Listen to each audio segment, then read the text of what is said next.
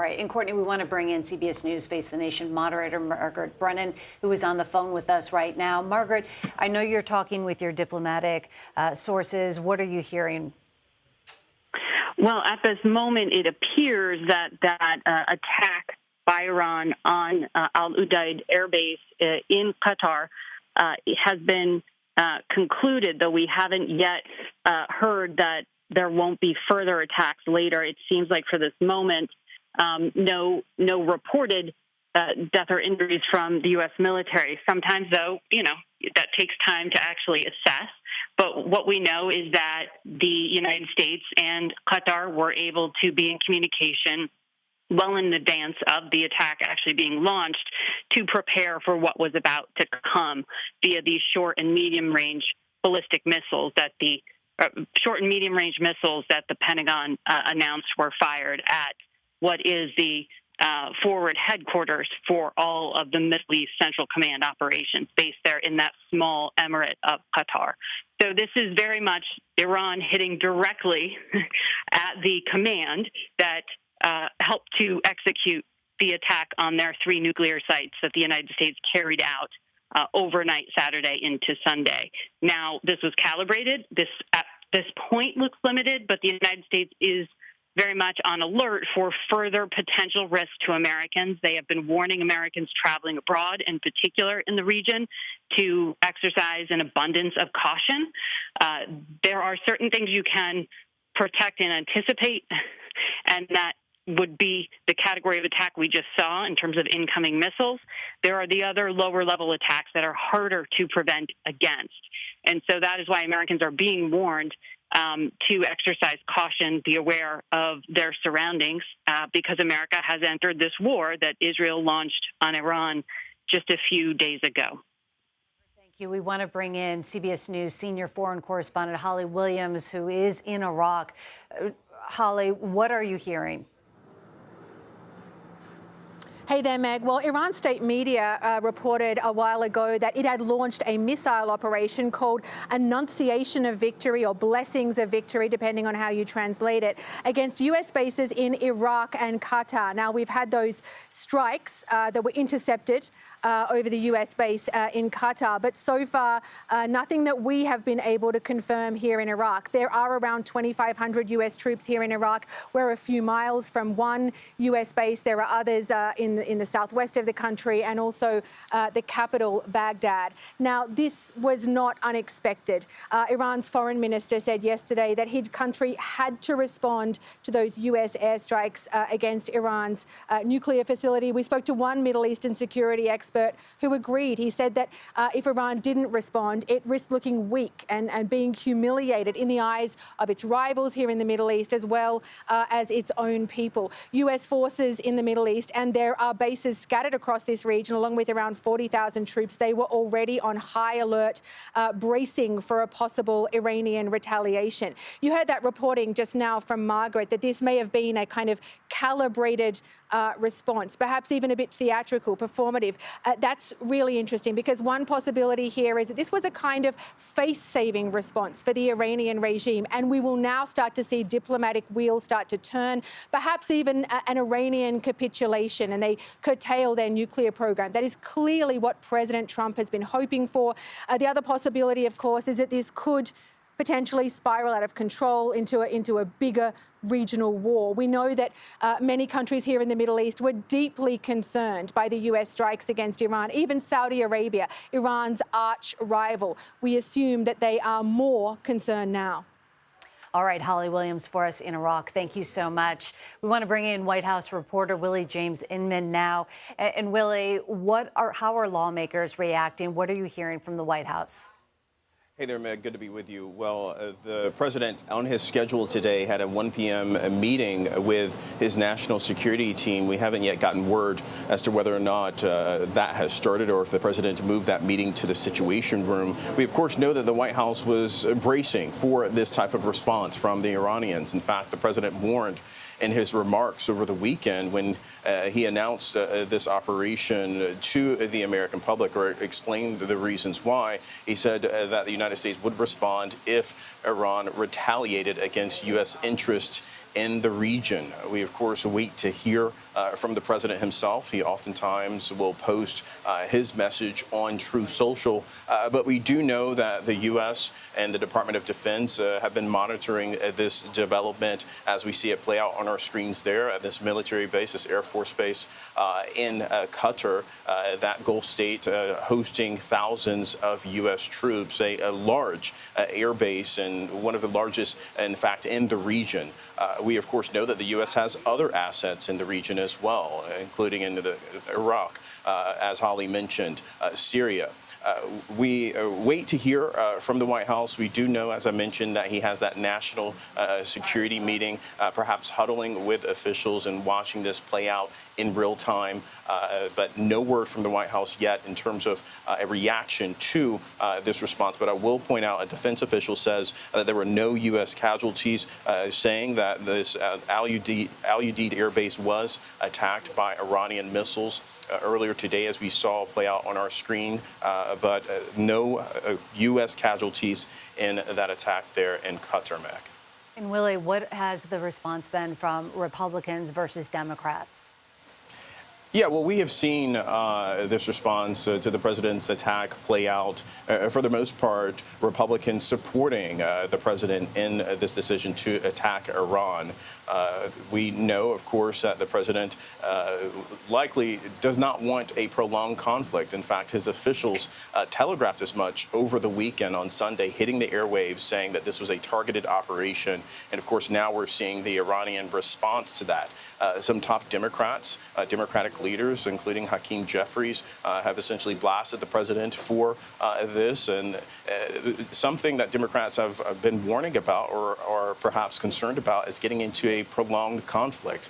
We are seeing that play out now, this Iranian response, although it appears to be a tempered response, not a wide-ranging response in terms of attacking those U.S. interests in the region, but a mixed message, a mixed response coming from lawmakers here on Capitol Hill, at least, in terms of the president's decision to get involved in this conflict there in the Middle East. And how concerned are they that other countries will now get involved and retaliate, possibly against the U.S.?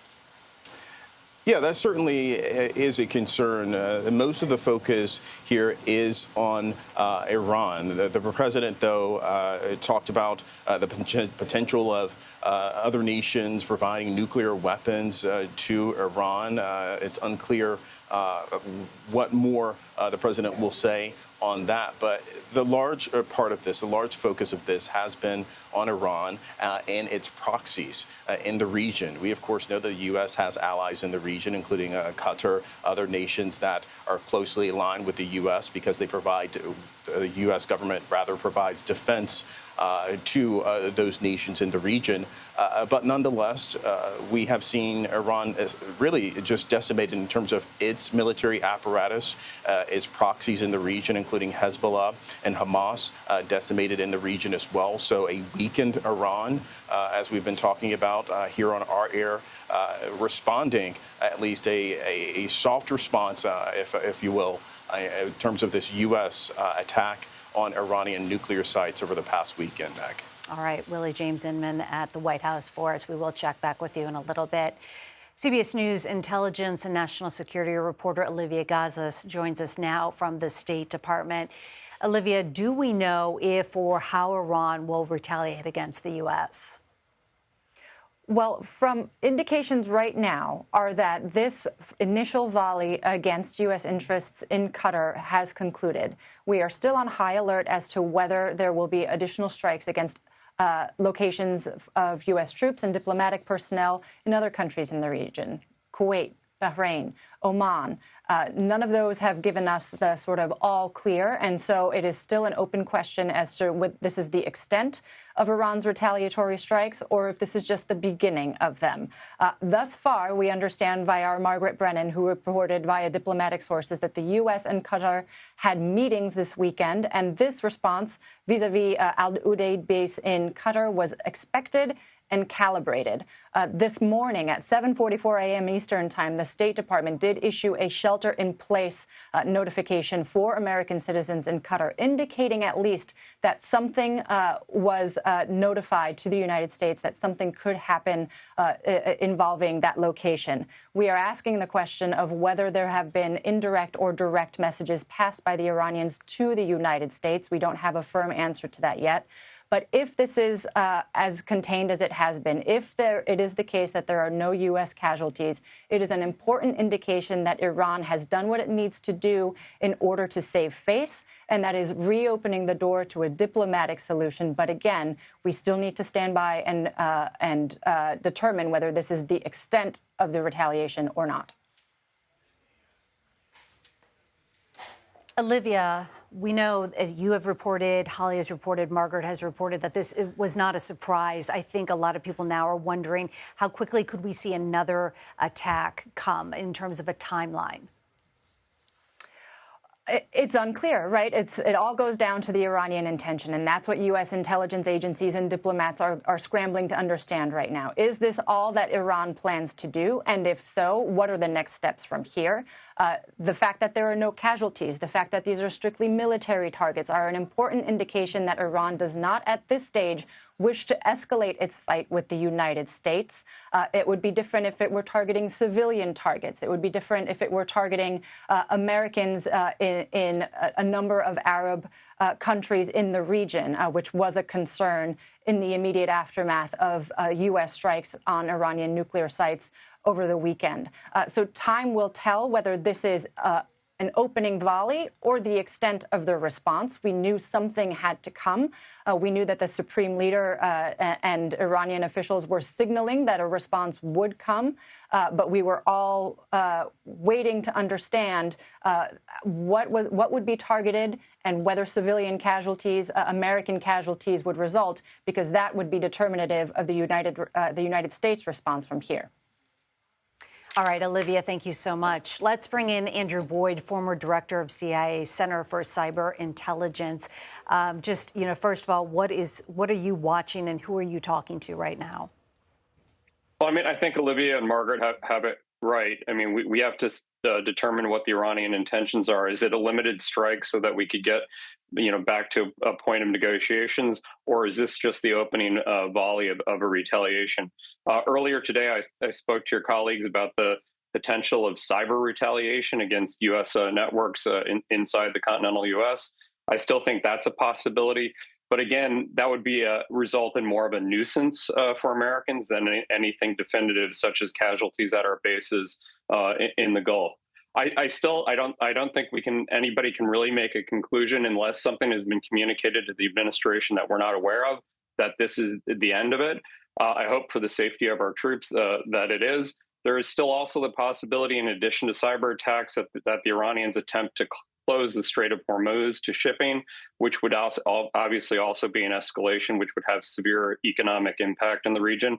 And I think the United States would have to respond in that case. What else are you watching for right now? We keep hearing that there could be another attack very soon in terms of a timeline. Is there any way to kind of look at that? Well, we have 10,000 various military personnel at Al Udeid Air Base in Qatar and near Doha.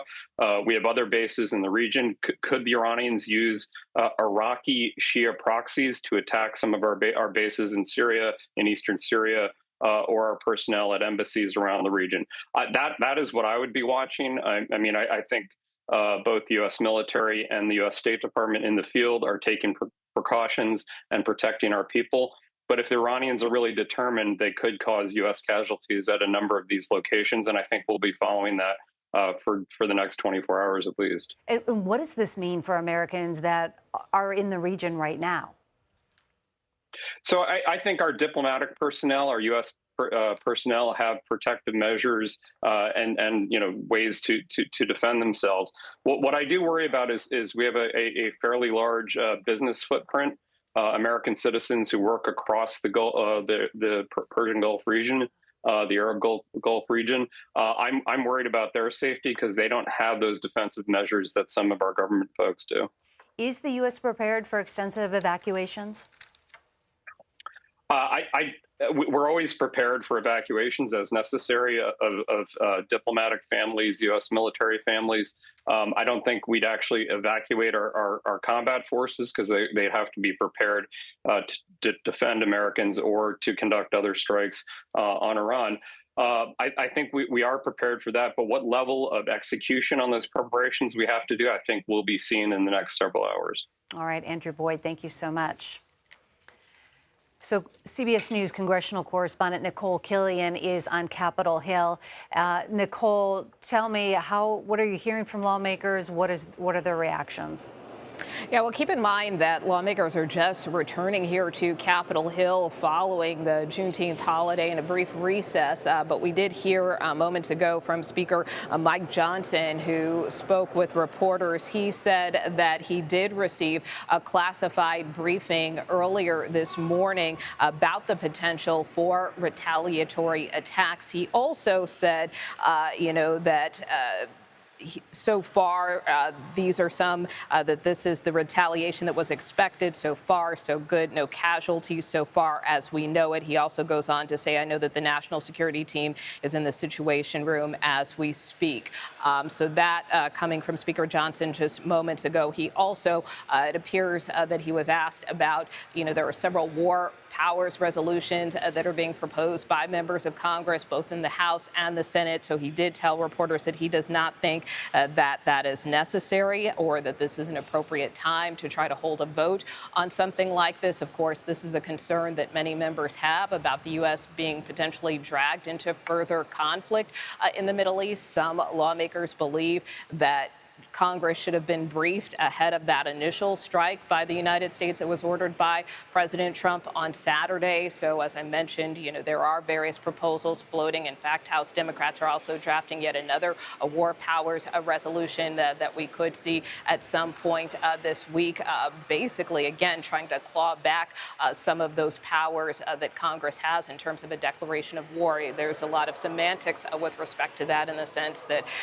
some lawmakers see this as a targeted strike, which is why they are standing by the president. But there are others, many Democrats in particular, who believe that, the president has gone too far with his action. So we will continue to keep you posted on reaction as we get it. We should be hearing from the Democratic leader in the House, Hakeem Jeffries, a minority leader, shortly, where we could hear more from him as well. But he has already expressed his concern about the president's actions, saying that the president bears responsibility for anything really that comes from this initial strike on Saturday. So again, we will see what more the leader has to say later today. All right, Nicole Killian for us. Thank you so much.